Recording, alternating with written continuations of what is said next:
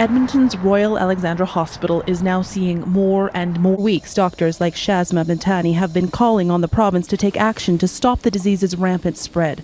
Late Tuesday afternoon, Alberta's Premier acknowledged how serious the situation in Alberta has become. As we increase that capacity, it comes at a real cost. A cost to people's health, and I fear a cost to people's lives.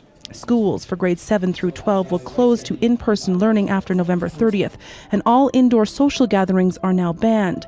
But other than concert halls and conference centres, no businesses will have to close. We believe these are the minimum restrictions needed right now to safeguard our healthcare system while avoiding widespread damage to people's livelihoods. We are doing everything we can to strike that balance. The Alberta government has not done any modelling since the spring, but a University of Calgary researcher has looked at the numbers, accurately predicting a month ago where we'd be right now. According to her analysis of the data as of last Thursday, cases in Alberta were doubling every 3 weeks, meaning left unchecked, the province could see 2,200 daily cases by December 8th and 4,400 by just after Christmas. But perhaps more troubling is what's happening in ICUs.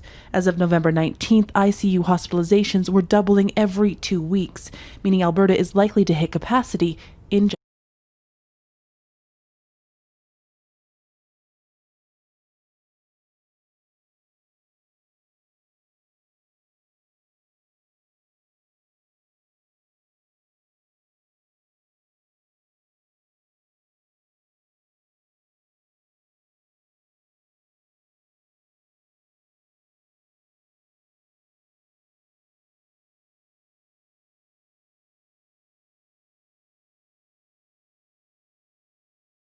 Canada has introduced new requirements for anyone entering Canada, whether by air, land, or sea. All people now entering Canada are required to wear an appropriate non-medical mask or face covering while in transit to their place of isolation or quarantine. Everyone must isolate themselves or quarantine for a period of 14 days, beginning on the day they enter Canada. Individuals cannot isolate or quarantine in a place where they would be in contact with vulnerable persons. This means adults age 65 and over, or people of any age who have compromised immune systems or underlying medical conditions.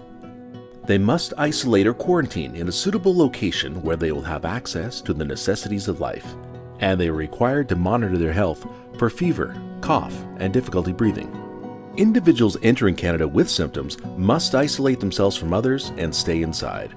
They should undergo health assessments as required, and if the symptoms get worse, immediately contact their public health authority and follow their instructions.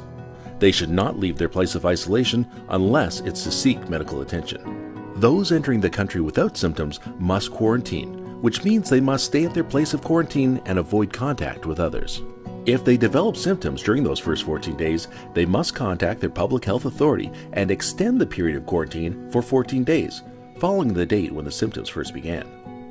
For those unable to quarantine or isolate themselves at a suitable location, they will be transferred to a quarantine facility chosen by the Chief Public Health Officer of Canada. These new measures will limit the spread of COVID-19 and help protect the health of individuals, particularly those Canadians who are most vulnerable.